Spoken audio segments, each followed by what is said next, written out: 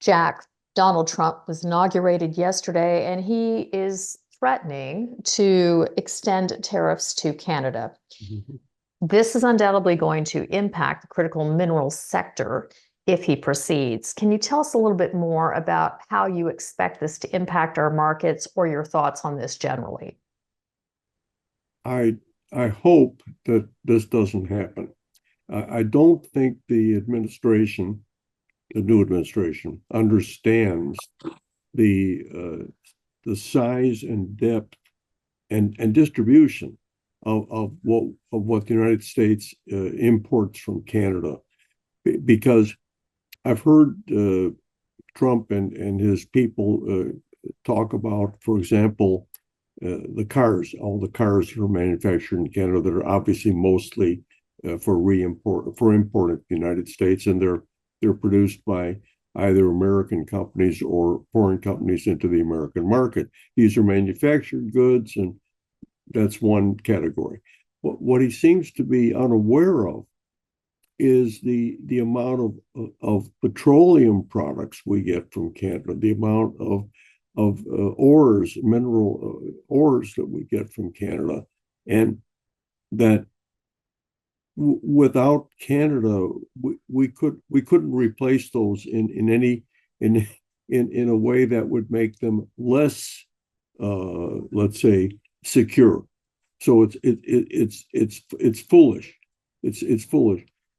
I don't know what to tell you. I really think it's a negotiating ploy. I do not think Donald Trump is stupid or unaware of economics.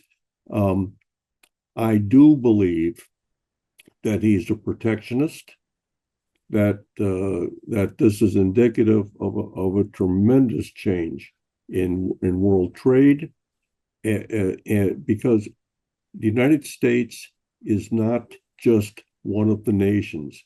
It's the richest nation on earth, the largest economy on earth, and right now, the United States trade deficit, I believe, is between $500 billion and $1 trillion a year, which means the U.S. is exporting that capital to the world. And that is very significant amount of money. But what I've heard the Trump people say is that they want to stop this. Well, and forgive me here, Jack. We've done our research on our end, and we only see an $80 billion deficit, not a $200 billion deficit. Mm-hmm. And just keeping this to Canada, where some of us live, we are very interested in how this may impact us, and are relieved to hear you say that this is just a threat. So you think this is just a threat? Yeah, I think it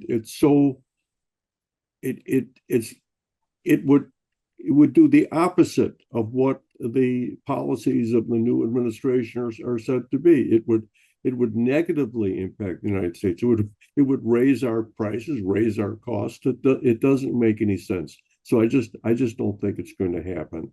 Again, I think that I can't overemphasize. I don't think this administration understands how important Canada is to the United States economically.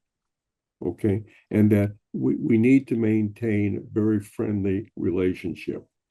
Again, the world is changing, and Canada has, like the United States, taken a dim view of continued trading with China on China's terms, and quite frankly, both nations are aligned with the idea that China seems to play a game with, here's the rules, we make them, you play by them, and then we'll pretend that we all agree to them in the first place. This is nonsense. And for this, Canada is just as aware as the United States. I think we should be moving together. I have a feeling, this is my personal opinion, that the Trump policy might have been created while your recent unlamented prime minister was in office. I believe that the next election in Canada will bring a government that's much more aligned with the United States. My observation of life is that the U.S., Britain, and Canada typically have the same types of government. It's either liberal or conservative. Okay, and right now, the United States has gone, shall we say, hard right, and Canada is looking. This next prime minister, I believe, be another gentleman from Quebec who is conservative, and I don't believe the UK government will survive much longer as is. It's terrible. So I think we're going to see a rightward shift. I think you'll suddenly see Trump decide that, wow, Canada's great, everything's great. Sorry about that. Okay, and quite frankly, I wouldn't want to be in Mexico's shoes for the next 2 months because their election they have a 5-year presidency, and the lady elected has just been elected, so she's got 5 years of being trumped ahead of her. Okay, I don't think it's going to happen. Canada's a very important place.